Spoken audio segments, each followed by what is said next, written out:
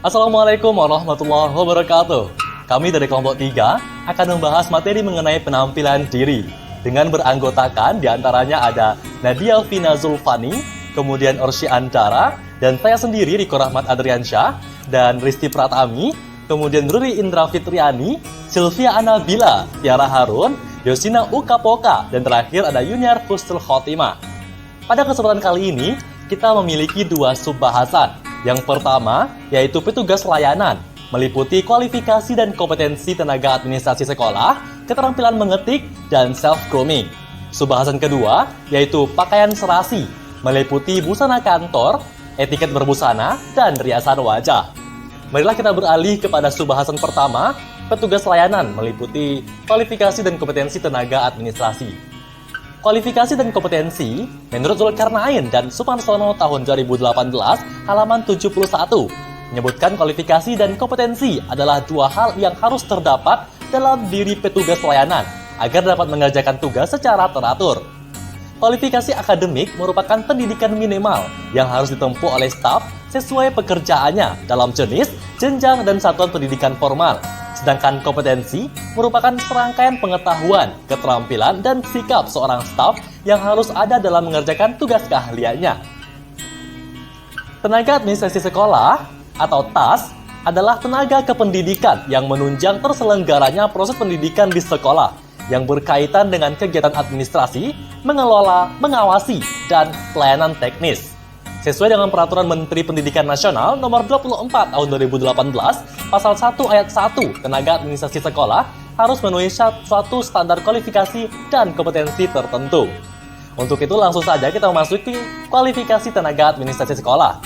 Yang pertama, yaitu Kepala Tenaga Administrasi SD, MI, dan SDLB. Dapat diangkat apabila sekolah memiliki lebih dari 6 rombongan belajar. Berkualifikasi sebagai berikut. Yang pertama, berpendidikan minimal SMK atau sederajat, program studi relevan dengan pengalaman kerja sebagai tenaga administrasi sekolah atau madrasah minimal 4 tahun, dan memiliki sertifikat Kepala Tenaga Administrasi Sekolah atau TAS dari lembaga yang diterapkan oleh pemerintah. Kemudian kualifikasi yang kedua, Kepala Tenaga Administrasi SMP atau MTS atau SMPLB, berkualifikasi sebagai berikut, yaitu berpendidikan minimal lulusan D3 atau yang sederajat, program studi relevan dengan pengalaman kerja sebagai tenaga administrasi sekolah atau madrasah minimal 4 tahun, dan memiliki sertifikat kepala TAS dari lembaga yang ditetapkan oleh pemerintah. Kemudian yang ketiga, Kepala Tenaga Administrasi SMA, MA, SMK, MAK, atau SMALB, berkualifikasi sebagai berikut, yaitu berpendidikan S1, program studi yang relevan dengan pengalaman kerja sebagai tenaga administrasi sekolah atau madrasah minimal 4 tahun, atau D3 yang sederajat, program studi yang relevan dengan pengalaman kerja sebagai tenaga administrasi minimal 8 tahun, dan memiliki sertifikat tenaga administrasi sekolah atau madrasah dari lembaga yang ditetapkan oleh pemerintah. Lanjut yang keempat, sebagai pelaksana urusan administrasi kepegawaian, berpendidikan minimal lulusan SMA, MA, SMK, MAK, atau yang sederajat, dan dapat diangkat apabila jumlah pendidik dan tenaga pendidikan minimal 50 orang. Kemudian yang kelima, apabila ingin menjabat sebagai pelaksana urusan administrasi keuangan, harus memiliki kualifikasi berpendidikan minimal lulusan SMK atau MAK. Kemudian program studi yang relevan atau SMA, MA, dan memiliki sertifikat yang relevan. Yang keenam, apabila ingin menjadi pelaksana urusan administrasi sarana dan prasarana, Sarpras, harus berpendidikan minimal lulusan SMA atau MA atau SMK atau MAK atau yang sederajat. Selanjutnya, yang ketujuh, apabila hendak menjabat sebagai pelaksana urusan administrasi hubungan sekolah dengan masyarakat atau HUMAS, minimal memiliki kualifikasi berpendidikan lulusan SMA atau MA atau SMK atau MAK atau yang sederajat, dan dapat diangkat apabila sekolah atau madrasah memiliki minimal 9 rombongan belajar. Yang kedelapan, apabila hendak menjabat sebagai pelaksana urusan administrasi persuratan dan pengarsipan, maka harus memenuhi kualifikasi berpendidikan minimal lulusan SMK atau MAK dengan program studi yang relevan.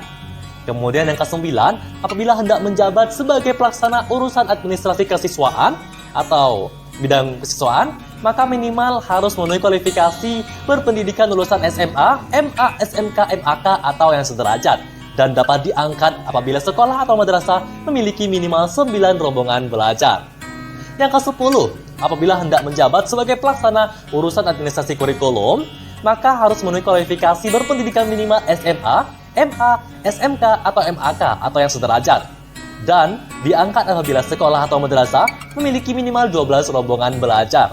Yang ke-11, apabila hendak menjabat sebagai pelaksana urusan administrasi umum untuk SD, MI, SDLB, maka harus memenuhi kualifikasi berpendidikan minimal SMK, MA, SMA, atau MA, atau yang sederajat. Yang ke-12 atau yang terakhir, apabila hendak bekerja sebagai petugas layanan khusus, diantaranya penjaga sekolah, maka harus memenuhi kualifikasi berpendidikan minimal lulusan SMP atau MTS, atau yang sederajat. Kemudian apabila ingin menjadi sebagai tukang kebun, maka harus memenuhi kualifikasi berpendidikan minimal lulusan SMP atau MTS atau yang sederajat, dan diangkat apabila luas lahan kebun sekolah atau madrasah minimal 500 meter. Kemudian, apabila ingin menjadi tenaga kebersihan, maka harus memenuhi kualifikasi berpendidikan minimal lulusan SMP atau MTS atau yang sederajat.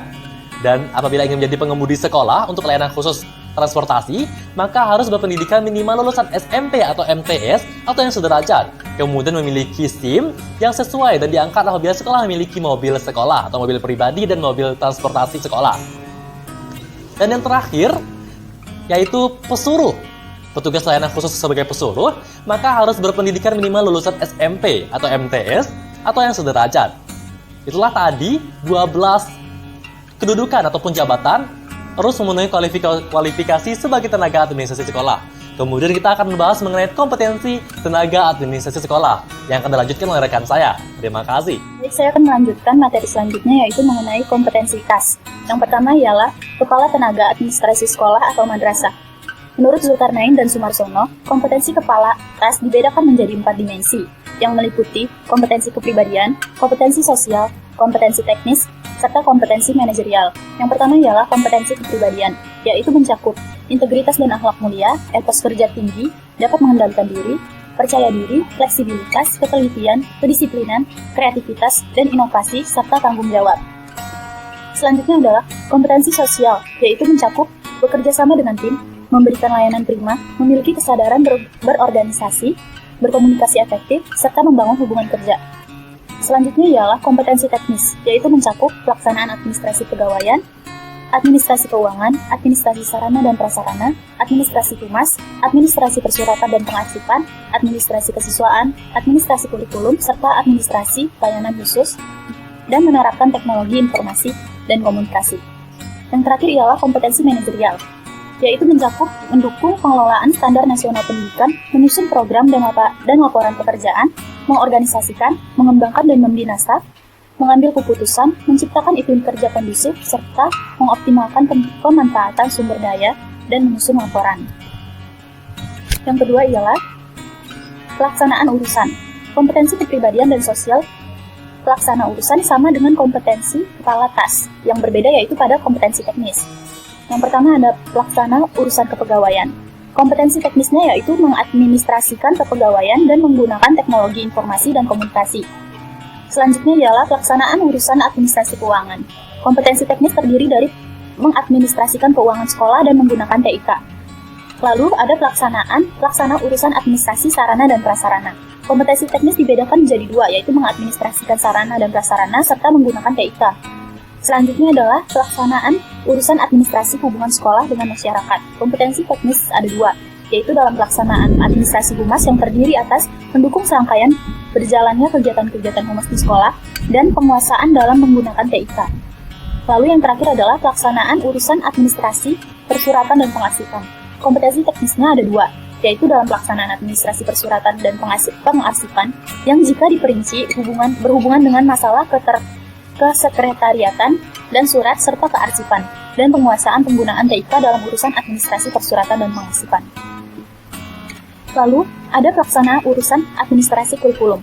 Nah, kompetensi teknisnya ini dibagi menjadi 6, yaitu dapat melaksanakan administrasi standar isi yang berkaitan dengan dokumentasi kurikulum sekolah, administrasi standar proses berkaitan dengan penyiapan pelaksana pembelajaran, administrasi standar penilaian yang berhubungan dengan dokumentasi hasil belajar peserta didik dan bahan ujian, administrasi standar kompetensi lulusan yang berhubungan dengan dokumentasi standar kompetensi lulusan, administrasi kurikulum dan silabus, serta penguasaan menggunakan TIK dalam administrasi kurikulum. Serta yang terakhir ada pelaksana urusan administrasi umum SD, MI, SDLB. Apabila SD sederajat hanya terdiri atas 6 rombongan belajar dan tidak lebih, maka tidak dibutuhkan kepala tenaga administrasi sekolah atau madrasah. Namun, hanya pelaksana urusan administrasi umum atau madrasah dengan 2 kompetensi teknisnya, yaitu pelaksanaan administrasi sekolah atau madrasah yang jika diperinci meliputi administrasi kepegawaian, keuangan, sarana dan prasarana, humas, persuratan dan pengarsipan, kesiswaan dan kurikulum, dan mampu menguasai TIK dalam pengoperasian peralatan kantor atau komputer dan serangkaian kegiatan administrasi di sekolah. Lalu yang terakhir adalah petugas layanan khusus. Kompetensi kepribadian dan sosial petugas layanan khusus memiliki persamaan dengan kepala tas dan pelaksana urusan. Yang berbeda yaitu dalam kompetensi teknisnya, seperti berikut ini. Yang pertama ialah penjaga sekolah atau madrasah. Kompetensi teknisnya terdiri dari 3 hal, yaitu penguasaan kondisi sekolah yang kaitannya dengan mengetahui dan memanfaatkan peta wilayah sekolah atau madrasah, menguasai teknik pengamanan yang berkaitan dengan hal cara mengamankan sekolah dan mengimplementasikan prosedur operasi standar pengamanan sekolah. Selanjutnya adalah tukang kebun. Kompetensi teknisnya ada 2, yaitu dalam hal menguasai penggunaan pertanian atau perkebunan dan mampu menguasai pemeliharaan tanaman di sekolah. Selanjutnya adalah tenaga kebersihan. Kompetensi ini teknisnya ada 2, yaitu dalam hal menguasai teknik-teknik kebersihan serta menjaga kebersihan sekolah atau madrasah. Selanjutnya adalah pengemudi. Kompetensi teknisnya adalah penguasaan teknik dalam mengemudi dan perawatan kendaraan. Dan yang terakhir adalah pesuruh.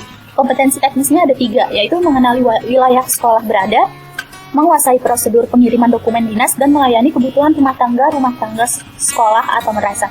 Sekian dari saya. Materi selanjutnya akan disampaikan oleh rekan berikutnya. Terima kasih. Keterampilan mengetik. Semua personel kantor, terutama staf TU dan sekretaris, juga harus menguasai keahlian mengetik cepat atau typing speed.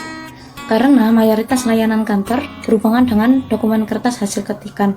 Oleh karena itu, skill mengetik menggunakan 10 jari sangat diperlukan untuk bisa mengetik secara tepat dan tepat. Yang pertama kita akan bahas yaitu sejarah mengetik 10 jari. Sejarah mengetik 10 jari berasal dari seorang juru steno pengadilan berasal dari Salt Lake City bernama Frank Edward McGurin yang menemukan teknik mengetik 10 jari pada tanggal 25 Juli 1988. Ia juga merupakan seorang pengajar di kelas mengetik. Lalu, alasan mengapa mengetik harus menggunakan 10 jari semuanya. Karena 10 jari digunakan mengetik dan pikiran berkonsentrasi pada apa yang diketik dan mata tetap fokus pada layar monitor untuk mengawasi apakah ada kesalahan pada apa yang diketik. Sehingga lebih cepat dalam memperbaiki ketika terdapat kesalahan.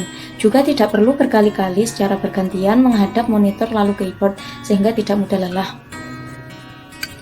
Lalu, tahapan dasar dalam berlatih mengetik 10 jari. Yang pertama, kita harus menghafal posisi tombol huruf, tombol fungsi, dan tombol angka pada keyboard. Lalu meletakkan posisi tangan yang memungkinkan semua jari menjangkau semua tombol. Kemudian, melakukan latihan akurasi pengetikan, atau biasanya disebut drilling. Gambar berikut dapat digunakan untuk menghafal letak huruf dan jari yang dipakai. Pada ilustrasi keyboard tersebut sudah dibedakan antara warna kuning, hijau, merah, biru, dan ungu, sehingga jari-jari kita tinggal meletakkan secara pas terhadap keyboard tersebut saat latihan.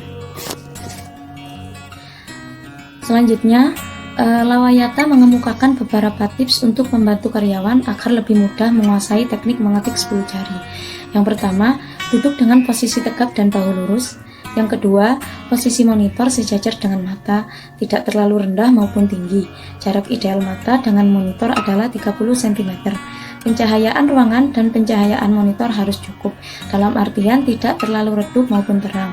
Yang ketiga, posisi pergelangan tangan netral, lurus, dan nyaman. Sejajarkan telapak tangan dengan pergelangan tangan agar mudah menjangkau tombol keyboard. Posisi siku membentuk 90 derajat. Dan yang terakhir, tenang dan rileks saat berlatih mengetik. Lalu selanjutnya kita akan membahas mengenai apa? Mengenai self-grooming. Apa itu sebenarnya self-grooming? Self-grooming ini secara harfiah itu diartikan sebagai penampilan diri. Grooming itu sendiri itu berarti penampilan visual seseorang yang tertata sedemikian rupa dan juga selalu rapi secara keseluruhan, di mana dari ujung rambut sampai ujung kaki. Atau dapat juga diartikan sebagai segala bentuk tindakan di mana seseorang ini akan dipandang sebagai seseorang yang bersih atau prima, sehingga nantinya apa? Sehingga nantinya itu dapat membangun suatu citra pribadi dengan memperhatikan beberapa cara, seperti cara dia berjalan, cara dia berbicara, cara dia berpakaian, dan lain sebagainya. Lalu untuk faktor pendukungnya, apa sih sebenarnya faktor pendukung untuk self-grooming ini? Yang pertama itu ada menjaga kesehatan tubuh. Dengan apa? Dengan senantiasa mengkonsumsi makanan yang bergizi dan juga rutin berolahraga, istirahat yang cukup, diiringi dengan apa? Diiringi dengan senantiasa untuk mengkonsumsi suplemen atau vitamin agar tubuh itu tetap bugar. Lalu faktor yang kedua ini berarti merawat anggota tubuh, meliputi apa? Meliputi rambut, wajah, mata, gigi, tangan, kaki, dan kulit dengan perawatan yang berkelanjutan. Adapun untuk faktor pendukung yang ketiga itu adalah berbusana rapi. Dengan apa? Dan juga dapat memakai aksesoris perhiasan sewajarnya, serta make up yang tidak berlebihan dengan disesuaikan pada situasi dan kondisi. Lalu perbedaan penampilan staf pria dan wanita. Bagi karyawan pria ini dituntut untuk apa? Untuk senantiasa berpenampilan klimis dengan rambut dipotong rapi, kuku bersih dan pendek, tidak merokok ketika melayani pelanggan, dan juga penampilan badannya ini tampak bersemangat, bersih, dan juga rapi. Lalu untuk karyawan perempuan itu sendiri itu dituntut untuk berpenampilan menarik dengan rambut diikat jika panjang, menggunakan perhiasan sewajarnya, tidak berlebihan dalam menggunakan make up, dan memakai parfum secukupnya. Pada intinya, penampilan dan kepribadian seseorang ini menentukan karakter yang akan muncul dari dalam dirinya. Yang mana apa? Yang mana nantinya akan semakin matang seiring dengan bertambahnya pengalaman dan juga ilmu pengetahuan. Kepribadian juga menjadi salah satu faktor penting dalam mencapai keberhasilan hidup. Penataan karakter ini perlu untuk dilakukan agar melahirkan kepribadian yang berkualitas dan juga berintegritas. Sebagai apa? Sebagai fondasi utama dalam mencapai kinerja yang profesional. Jadi, adanya penampilan dan kepribadian seseorang ini nantinya akan menentukan karakter yang dapat dijadikan sebagai suatu fondasi utama dalam mencapai kinerja yang profesional secara optimal. Baiklah, selanjutnya mengenai busana kantor. Pada dunia kerja, terdapat dua perbedaan dalam berpakaian bagi karyawan sesuai dengan aktivitas mereka sehari-hari. Yang pertama, para karyawan diharuskan untuk mengenakan pakaian seragam yang telah ditentukan. Yang kedua, diperkenankan untuk berpakaian bebas rapi. Industri jasa pelayanan atau perusahaan yang memberlakukan aturan pemakaian seragam adalah yang bersifat khusus, misalnya restoran, perhotelan, dan sebagainya. Hal terpenting dalam berpakaian di kantor ialah menyesuaikan dengan jadwal yang sudah ditentukan harinya dalam menggunakan seragam. Busana resmi terdiri dari beberapa macam. Pakaian sipil harian atau PSH untuk bekerja sehari-hari dan keperluan umum, pakaian sipil resmi atau PSR untuk upacara biasa dan acara malam hari, pakaian sipil lengkap atau PSL atau biasanya disebut suite untuk upacara resmi kenegaraan, pakaian sipil dasi hitam atau PSDH, dasi kupu-kupu atau block tie untuk jamuan resmi kenegaraan, pakaian dinas lapangan atau PDL, pakaian dinas upacara atau PDU, serta pakaian dinas harian atau PDH untuk kalangan militer. Berikut merupakan gambar pakaian sipil harian atau PSH bagi PSH pria. Yang pertama, dengan keterangan papan nama, kerah baju berdiri, rencana korpri, saku baju atas tanpa tutup, tanda pengenal, kancing baju, saku bawah dengan tutup, lengan baju pendek. Yang kedua, PSH wanita dengan keterangan papan nama, kerah baju rebah, rencana korpri, saku atas tanpa tutup, tanda pengenal, kancing baju, saku bawah dengan tutup, dan lengan baju pendek. Yang kedua adalah gambar pakaian sipil resmi atau PSR. Yang pertama, PSR pria dengan keterangan papan nama, kerah baju berdiri, rencana korpri, saku baju atas tanpa tutup, tanda pengenal, kancing baju, saku bawah dengan tutup, dan lengan panjang. Yang kedua, PSR wanita dengan keterangan papan nama, kerah baju rebah, rencana korpri, saku atas tanpa tutup, tanda pengenal, kancing baju, saku bawah dengan tutup, dan lengan baju panjang. Yang ketiga merupakan gambar pakaian sipil lengkap atau PSL. Yang pertama, PSL pria dengan keterangan kemeja warna putih atau polos, dasi, saku atas jas, lengan baju panjang, kancing baju, dan saku bawah dengan tutup. Yang kedua, PSL wanita, keterangan dasi, kemeja warna putih atau polos, lengan panjang, saku atas tanpa tutup, kancing baju, saku bawah dengan tutup. Bentuk dan model pakaian dinas. Pakaian dinas harian atau PDH. Pertama, PDH warna kaki pria. Keterangan lidah bahu, kancing baju, ikat pinggang, saku baju, saku celana depan, rencana korpri, papan nama, nama Pemprov, logo Pemprov, tanda pengenal, sambungan bahu, saku belakang, lengan panjang, dan kerah berdiri. Yang kedua, PDH warna kaki wanita. Keterangan rencana korpri, nama Pemprov, logo Pemprov, papan nama, tanda pengenal, kancing baju, saku depan, rok, celana panjang, lengan panjang, kerah rebah, dan saku atas. Dan merupakan pakaian dinas lapangan atau PDL. Pertama, PDL pria. Keterangan saku celana depan, ikat pinggang, saku baju dengan tutup, papan nama, lidah bahu, kerah baju berdiri, rencana korpri, nama pemerintah provinsi, lambang daerah provinsi, tanda pengenal, sambungan baju, suku celana belakang, dan lengan baju panjang. Yang kedua, PDL wanita, keterangan saku baju dengan tutup, papan nama, lidah baju, kerah baju rebah, rencana korpri, nama pemerintah provinsi, lambang daerah provinsi, tanda pengenal, dan lengan panjang. Pada busana sipil atau non-militer juga terdapat pakaian sipil nasional atau PSN, yaitu jas beskap tertutup, celana panjang, sarung fantaal, peci nasional, rencana penghargaan untuk acara resmi kenegaraan di luar negeri, dan pakaian istri menyesuaikan. Pakaian resmi jabatan untuk pejabat tertentu, misalnya gubernur, pakaian organisasi misalnya korpri, toga di perguruan tinggi atau institut, serta batik lengan panjang yang dianggap sebagai pakaian resmi dalam jamuan makan resmi. Berikut ini merupakan contoh busana sipil atau non-militer. Karyawan diharapkan berpakaian secara profesional dan mampu merawat seragamnya dalam kondisi yang baik. Seragam dibersihkan serta diperbaikinya atau diganti jika rusak. Seragam disimpan atau dipindahkan sedemikian rupa sehingga tidak terjadi lipatan, kerusakan, kusut, atau kotor.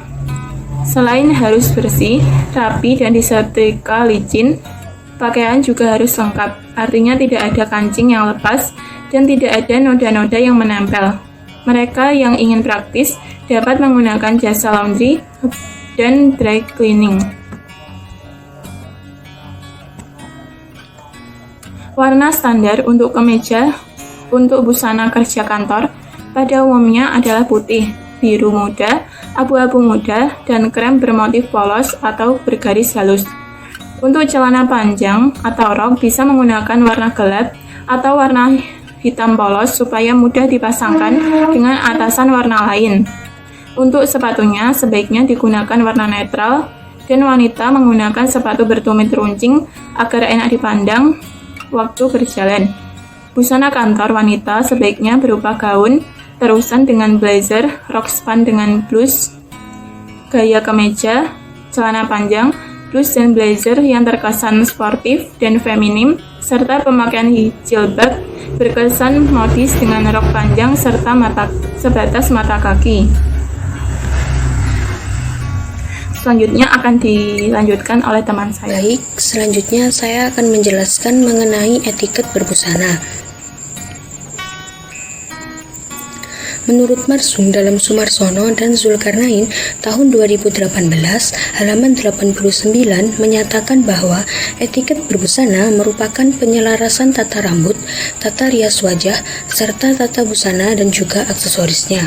Pertama, cara seseorang berpakaian mencerminkan kesungguhannya dalam melakukan pekerjaan, membuktikan seberapa besar komitmen, kepercayaan, dan penghormatannya terhadap perusahaan, atasan, rekan sejawat, dan juga klien. Kemudian yang kedua, cara berpakaian seseorang dapat terlihat bagaimana ia memiliki rasa profesionalisme pada dirinya. Tata cara berpakaian tidak hanya menjadi masalah mode ataupun etika, melainkan merupakan sebuah cara untuk berkomunikasi secara lebih efektif. Tata busana disesuaikan dengan waktu, sifat acara baik resmi ataupun tidak resmi, dan tempat sehingga tidak terjadi yang namanya salah kostum. Tata busana di pagi hari bisa berwarna lembut, motif polos atau garis kombinasi, dan aksesoris yang sederhana. Kemudian tata busana di siang sampai dengan sore hari bisa berwarna kombinasi, motif yang menyala, dan aksesoris yang secukupnya. Sedangkan tata busana di malam hari bisa berwarna lebih terang, motif kombinasi warna kontras, dan aksesoris yang lebih meriah. Selanjutnya yaitu busana kerja wanita. Terdapat beberapa pengaturan dalam busana kerja pada wanita. Pengaturan yang pertama yaitu pada rok. Rok yang dianjurkan yaitu rok mini maksimal 3 cm di atas lutut. Kemudian roknya bersifat longgar. Sedangkan rok yang tidak dianjurkan yaitu rok yang super mini dan juga super sempit. Yang kedua, celana. Celana yang dianjurkan yaitu celana pipa tidak ketat dan celana yang memiliki bahan yang jatuhnya bagus pantalon.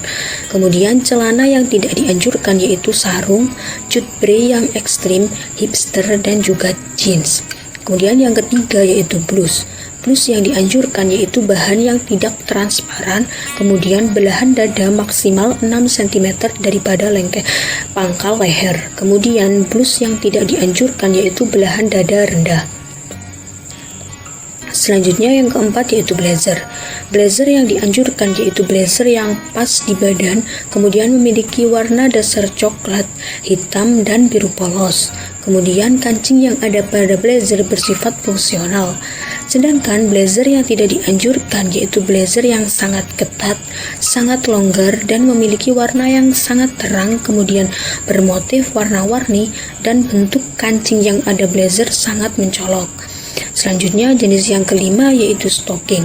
Stocking yang dianjurkan yaitu yang memiliki warna kulit, warna abu-abu muda, dan sedikit lebih gelap dari warna kulit. Sedangkan stocking yang tidak dianjurkan yaitu stocking yang bermotif, berwarna-warni, dan hitam tebal. Yang keenam yaitu sepatu. Sepatu yang dianjurkan yaitu tumit runcing antara 3 sampai dengan 5 cm dan sepatu yang memiliki model klasik. Sedangkan sepatu yang tidak dianjurkan yaitu sepatu yang memiliki tumit tebal dan bersifat sendal atau selop.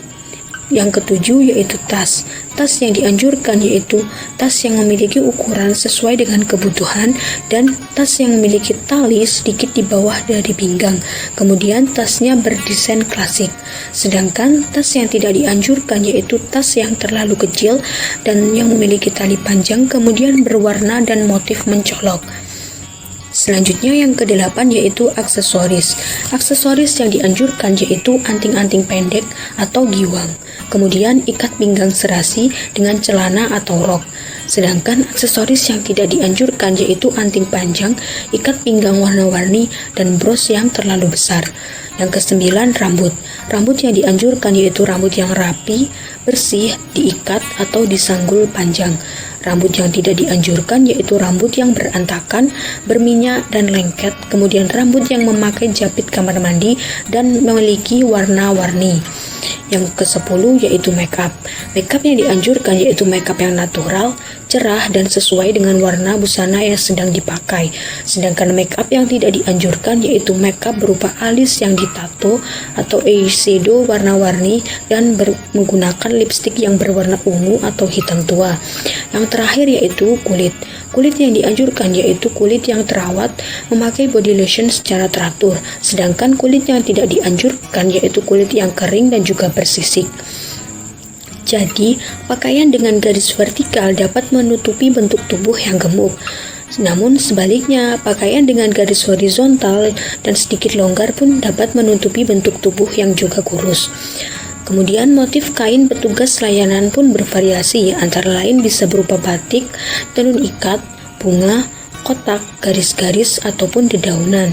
Sedangkan bahan pakaian yang biasa dipakai tersebut berupa bahan yang berasal dari kain sutra, katun, wool, rayon, ataupun nilon. Bahan yang nyaman dipakai adalah bahan yang berbahan dasar dari kain tenun karena lembut serta menyerap keringat. Sekian materi dari saya, selanjutnya akan dijelaskan oleh rekan saya. Baik, untuk yang selanjutnya, menurut Lawala tahun 2012 dalam buku Sumarsono dan Zulkarnain tahun 2018 halaman 91-93, 5 bentuk tubuh dan pemilihan busana wanita antara lain. Yang pertama, hourglass figure. Merupakan bentuk tubuh ideal karena memiliki bentuk tubuh vertikal yang seimbang. Proporsi bahu dan pinggang seimbang, sedangkan pada bagian pinggang mengecil. Busana untuk bentuk tubuh seperti ini dengan menghindari atasan longgar atau kebesaran, dan pakaian yang terlalu ketat serta mengkilap. Yang kedua, inverted triangle atau triangle downward. Merupakan bentuk tubuh segitiga terbalik atau segitiga ke bawah, dengan ciri-ciri tubuh bagian atas lebih lebar daripada pinggul ke bawah. Bentuk pinggul lebih kecil daripada dada dan bahu. Bentuk kaki langsing dan bokong cenderung rata. Busana yang cocok digunakan yaitu memilih rok dengan lipatan agar volume pinggul bertambah. Bentuk tubuh seperti ini harus menghindari pemakaian atasan yang memperlihatkan bahu seperti busana dengan bahu terbuka atau turtleneck. Yang ketiga, triangle upward atau pear shape body. Merupakan bentuk tubuh segitiga ke atas atau bentuk tubuh buah pear yang memiliki ciri-ciri tubuh bagian atas lebih kecil daripada tubuh bagian pinggul ke bawah. Busana yang digunakan sebaiknya menghindari atasan yang jatuh di bagian pinggul atau pinggang, atau celana dengan lipatan di depan.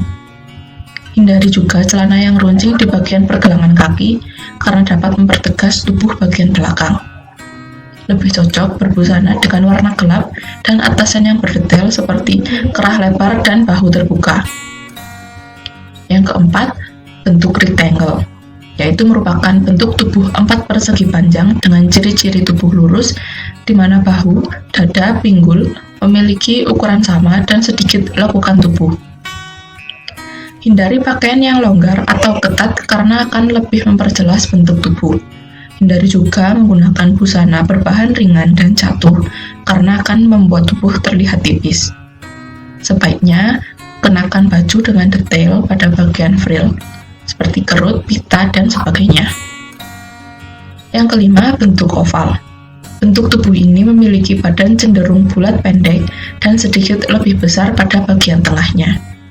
Agar terlihat lebih proporsional, lebih baik kenakan busana dengan kerah v-neck atau atasan corak vertikal, atau juga bisa dengan atasan dengan model empire. Celana yang dikenakan dapat berpotongan lurus atau bisa menggunakan rok drapery, yaitu rok tumpuk pada bagian pinggul. Hal ini akan membuat pinggul lebih bervolume dan menonjolkan logo pinggang. Lalu untuk pemakaian perhiasan ketika bekerja itu harus dikonsultasikan dengan organisasi tempat bekerja. Adapun pada umumnya ini karyawati diizinkan untuk memakai sebuah cincin hias di samping cincin nikah, pin perak atau anting emas. Jam tangan yang berdesain minimalis, sederhana dan juga formal. Bros vintage yang terkesan formal dan netral disematkan di blazer atau blus, bukan bros yang berwarna-warni. Scarf digunakan secara simpel, dililitkan di leher atau dibuat simpul seperti pita di kerah baju. Tidak boleh menggunakan perhiasan yang berlebihan dan juga mencolok ketika berada di kantor. Karena apa? Karena penampilan petugas itu tidak boleh melebihi tamu. Alasan yang kedua ini adalah agar petugas itu bisa bekerja secara profesional dengan tetap berkonsentrasi pada layanan tamu, bukan pada dandanan diri. Sepatu yang digunakan secara umum itu berwarna hitam mengkilat. Bagian atasnya itu terbuat dari kulit dan setiap hari itu harus disemir hingga mengkilat. Petugas yang menggunakan safety shoes seperti sepatu anti-selip, anti-licin yang tidak bertali karena dapat mengganggu ketika berjalan. Resepsionis wanita menggunakan sepatu dengan hak setinggi 3-5 cm. Kaos kaki itu harus dipakai semua petugas. Petugas pria memakai kaos kaki sesuai dengan warna celana dan sepatu. Staf wanita yang bertugas di bagian produksi ini menggunakan kaos kaki, terutama yang memakai celana panjang.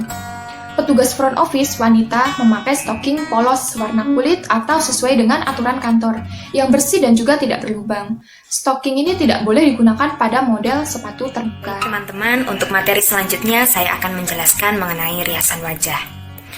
Merias wajah harus dilakukan sewajarnya, sesuai dengan jabatan dan ciri pembawaan dari seseorang. Riasan wajah untuk pria lebih sederhana daripada riasan wajah untuk seorang wanita. Sama seperti wanita, pria juga harus menjaga penampilannya dengan baik. Rambut bersih dan juga harus tertata dengan rapi.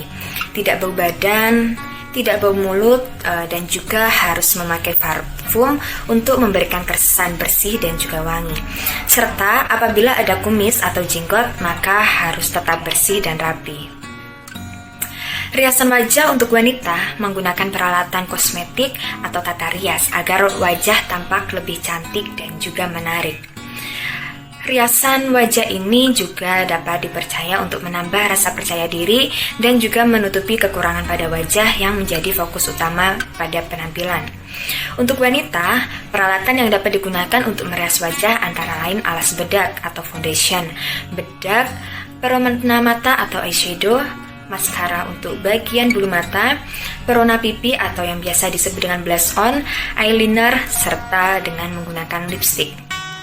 Ketika sedang bekerja di kantor, make up yang sesuai membuat seorang wanita lebih percaya diri dalam menjalankan aktivitasnya, seperti aktivitas dalam bertemu dengan pemimpinnya, rekan kerja, ataupun para kliennya.